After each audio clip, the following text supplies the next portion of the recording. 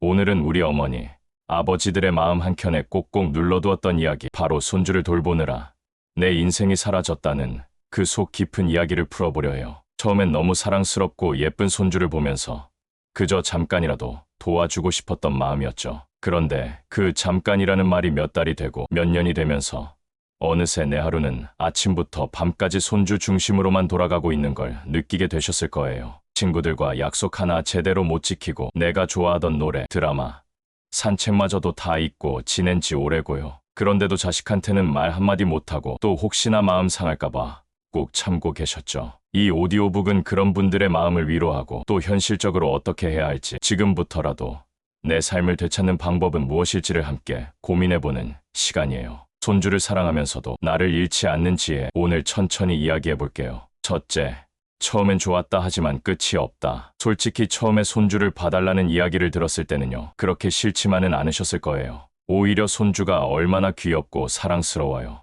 나 닮은 것 같기도 하고, 안아주면 말랑말랑한 그 느낌이 하루 피로를 다 잊게 만들잖아요. 그래서 딸이 그러더라고요. 엄마, 이번 달만 도와주세요. 어린이집 자리가 아직 안 났어요. 그래서 흔쾌히 알았다고 했죠. 그런데 한 달이 2달 되고 6달이 되고 이제는 그 얘기를 꺼낸 기억조차 가물가물해졌죠. 또 사위는 그러더라고요. 어머님, 요즘 애들 맡길 데도 없고 다른 집도 다 할머니가 봐주신다네요. 처음에는 가족이라는 이유로 당연하다는 듯 부탁하던 그 말들이 어느 순간에는 내 일상을 갉아먹고 있는 줄도 모르고 받아들였던 거예요. 그래서 지금 생각해보면 도와주는 게 문제가 아니라 어디까지 도와줄지를 정하지 않은 게 더 큰 문제였던 거죠. 나를 위한 시간도 없는 이 일상이 과연 내가 원했던 노년일까요? 내 삶도 중요하다는 걸 나부터 인정해줘야 합니다. 둘째, 말은 안 해도 서운하다. 자식들이요, 입으로는 늘 고맙다. 엄마 덕분에 산다.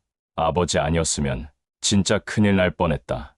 이렇게 말해요. 그 말 들으면 그 순간은 기분이 좋아지죠. 그런데 이상하게도 자꾸 부탁이 늘어나요. 하루는 손주가 갑자기 열이 난 거예요. 자정이 다 된 시간에 전화가 와서 엄마, 병원 같이 좀 가줄 수 있어요? 하는데 그 순간 내가 택시기사도 아니고 간호사도 아닌데 이런 생각이 스쳤어요. 또 한 번은 자식 부부가 여행을 가고 싶다고 하더라고요. 근데 여행이 단순한 나들이가 아니라 일주일 넘는 장기 여행이에요. 그럼 나는 내 일상은 그냥 자동으로 멈추는 거예요. 아침부터 밤까지 손주 밥 챙기고 놀아주고 씻기고 재우고 학원까지 데려다주고 그 와중에 본인들은 SNS에 사진 올리며 힐링 중이라니 솔직히 말은 안 해도 속은 좀 상하더라고요. 나를 도와주는 건 아무도 없는데 나만 계속해서 누군가를 도와주고 있다는 느낌, 그게 서운함으로 바뀌는 건 너무 당연한 일이죠. 그래서요, 그냥 넘기지 마세요. 서운하면 표현해야 해요. 나도 감정 있는 사람이고 내 하루도 소중하다고 그렇게 말할 수 있어야 합니다. 셋째, 내 건강은 누가 챙기나. 하루 종일 손주 따라다니는 게요,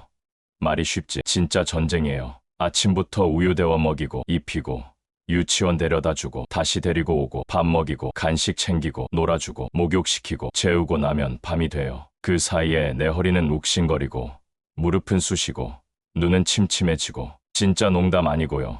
어떤 분은 아이 따라다니다가 골목길에서 넘어져서 다리 골절됐는데 자식은 엄마 조심하지 그랬어요 하고 말더라고요. 또 어떤 분은 놀이공원 따라갔다가 하루 종일 걷고 줄 서고 햇볕 쬐다가 탈진해서 응급실에 가셨어요. 손주 감기 옮아서 며칠간 열이 안 떨어지다가 폐렴까지 간 분도 계시고요. 이런데도 자식은 뭐라 하냐면 엄마, 애 키우다 보면 그럴 수 있어요 라는 말만 해요. 근데요, 애 키우는 나이가 아니잖아요. 우리는 이미 치료받고 쉬어야 할 나이예요. 그래서 꼭 기억하셔야 해요. 내가 아프면 아무도 나 대신 아파주지 않고 결국 내가 감당해야 한다는 거예요. 건강검진은 정기적으로 받고 하루쯤은 꼭 쉬세요. 그래야 오래 도와줄 수 있어요. 넷째, 친구가 하나둘 사라진다. 사람은 결국 사람과 어울리면서 사는 존재인데 손주를 돌보는 시간이 길어질수록 가장 먼저 사라지는 건 바로 친구들과의 시간이더라고요. 예전엔 1년에 2~3번은 꼭 나갔던 동창회도 못 가게 되고 동네 친구들이랑 같이 갔던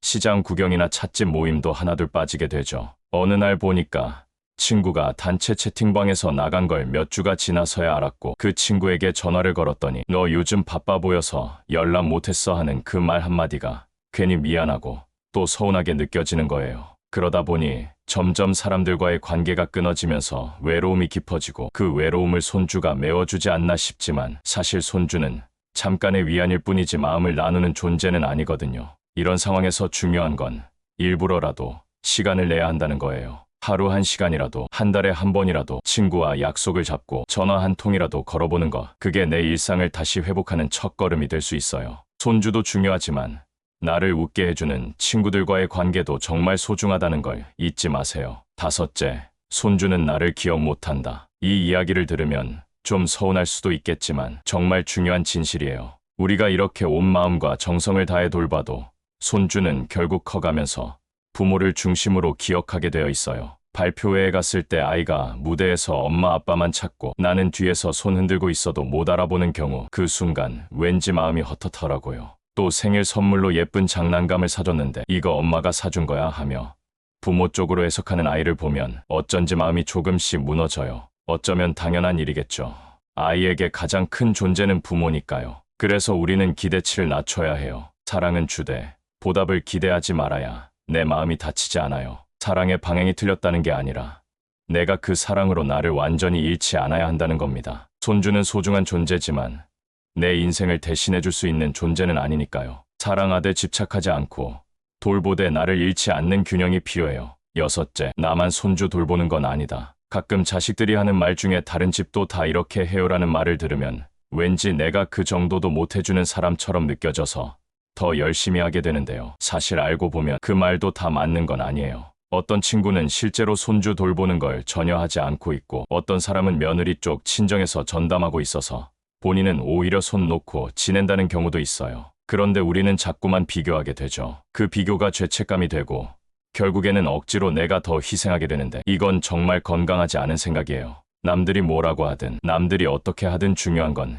내 상황이에요. 나는 내 건강, 내 형편, 내 사정에 맞춰서 결정하면 되는 거예요. 남들 따라가려다가 내 삶을 잃으면 결국엔 아무도 책임져 주지 않잖아요. 그러니까 자식이 아무리 뭐라 해도 흔들리지 말고 내 입장과 한계를 분명히 표현하세요. 나만 그렇게 사는 게 아니라는 걸 기억하세요. 7째, 내 인생은 지금 어디쯤일까? 하루하루 반복되는 일상 속에서 어느 날 문득 내가 지금 어디쯤 와 있는 걸까라는 생각이 드는 순간이 있어요. 아침에 눈을 뜨면 손주 밥 챙기고 유치원 보내고 청소하고 간식 챙기고 숙제 도와주고 목욕시키고 재우고 나면 나는 도대체 무엇을 한 건지 모르겠는 날들이 계속되죠. 좋아하던 드라마 한 편 볼 시간도 없고 책 한 장 넘길 여유도 없고 그저 하루를 버티는 느낌으로 사는 거예요. 그런데 그게 하루 이틀이 아니라 몇 년이 지나면 마음속에 공허함이 쌓이기 시작하죠. 이건 단순한 피로가 아니라 소외감이에요. 그래서 내 인생을 회복하려면 정말 사소한 것부터 다시 시작해야 해요. 아침에 눈 뜨자마자 스트레칭 5분 해보기, 좋아하던 음악 한 곡 들으며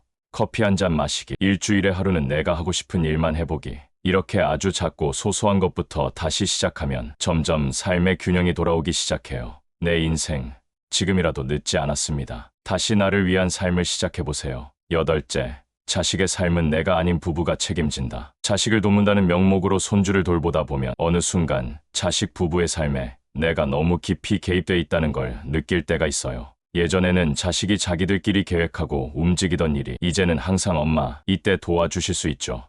라는 말로 시작돼요. 그러다 보니 자연스럽게 부부가 함께 아이 키우는 게 아니라 나까지 포함된 삼각구도처럼 되는 거죠. 그런데 이게 계속되면 자식 부부 사이에 문제가 생겨도 내가 그 원인처럼 느껴지고 나중에는 나 때문에 다투는 경우까지 생겨요. 더 무서운 건 고마움이 사라지고 원망으로 바뀌는 순간이에요. 엄마가 너무 간섭해요라든가 시댁은 안 도와주는데 친정만 너무 고생해요라는 말이 나오면 그동안의 수고가 한순간에 무너지는 기분이 들죠. 그래서 적당한 선은 반드시 필요해요. 내가 도울 수 있는 범위는 여기까지라고 처음부터 분명히 해야 하고 자식도 그걸 존중하게 만들어야 해요. 그래야 관계가 망가지지 않아요. 9째, 죄책감은 벗어도 된다. 참 신기하죠. 도와주는 입장인데도 마음속에 죄책감이 따라붙어요. 내가 안 보면 누가 보나?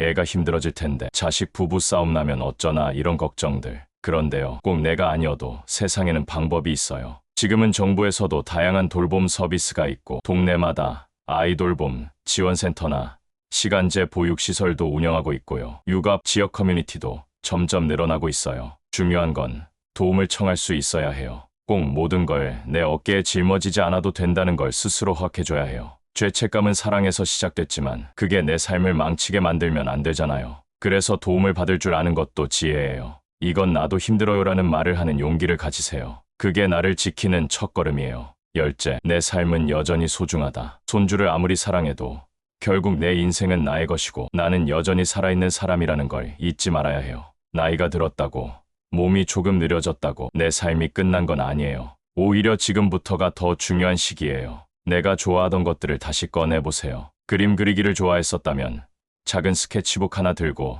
나가서 꽃 한 송이라도 그려보세요. 여행을 좋아했었다면 가까운 공원이라도 한 바퀴 도는 걸로 시작해보세요. 배움을 좋아했었다면 동네 평생교육센터 문을 두드려보는 것도 좋아요. 세상은 여전히 할 게 많고 볼 게 많고 느낄 게 많아요. 손주와 함께한 시간은 추억으로 간직하고 이제는 나를 위한 시간도 꼭 가져야 해요. 그게 나를 위한 배려이자 결국엔 가족을 위한 사랑이기도 하니까요. 지금까지 손주 돌보느라 내 인생은 없다는 주제로 10가지 이야기를 나누며 우리가 놓치고 있었던 소중한 진실들을 함께 되짚어봤어요. 처음엔 사랑으로 시작된 손주 돌봄이 시간이 흐를수록 내 인생 전체를 집어삼키는 느낌이 들기도 하고 고마움보다 당연함이 앞서는 자식들의 반응에 서운해지기도 하셨을 거예요. 건강을 해치면서까지 애쓰고 친구들과의 관계도 멀어지고 내가 누군지조차 잊고 살아가는 이 상황에서 나만 그런 게 아니라는 공감과 위로가 되었으면 해요. 우리는 첫째, 그저 잠깐 돕겠다는 마음으로 시작했지만 끝이 없다는 현실을 마주했고요. 둘째, 말은 안 해도 서운한 순간들이 쌓여간다는 걸 느꼈죠. 셋째, 내 건강을 돌보는 사람이 결국 나뿐이라는 것도요. 넷째, 사람과의 관계가 단절되며 외로움이 깊어지고 다섯째, 손주는 결국 우리를 기억하지 못할 수도 있다는 서운함도 나눴습니다. 여섯째, 남들도 다 한다는 말에 휘둘릴 필요 없고 일곱째, 지금 내 삶이 어디쯤 와 있는지를 돌아봐야 한다는 이야기. 여덟째, 자식 부부의 삶은 내가 아닌 그들 스스로 책임져야 한다는 것도 잊지 말아야 해요. 아홉째, 내가 모든 걸 떠맡을 필요는 없고 죄책감을 벗어야 하며 열째, 결국 내 인생은 여전히 소중하고 살아갈 가치가 있다는 것까지 하나하나 진심을 담아 말씀드렸습니다. 이 이야기를 들으시면서 내 마음의 무게가 조금은 가벼워지셨길 바랍니다. 그리고 오늘부터라도 단 10분이라도 꼭 나를 위한 시간을 챙기셨으면 해요. 내가 행복해야 가족도 행복하다는 것 잊지 마세요. 도움이 되셨다면 구독과 좋아요, 그리고 알림 설정까지 부탁드릴게요. 다음 이야기에서 또 뵙겠습니다.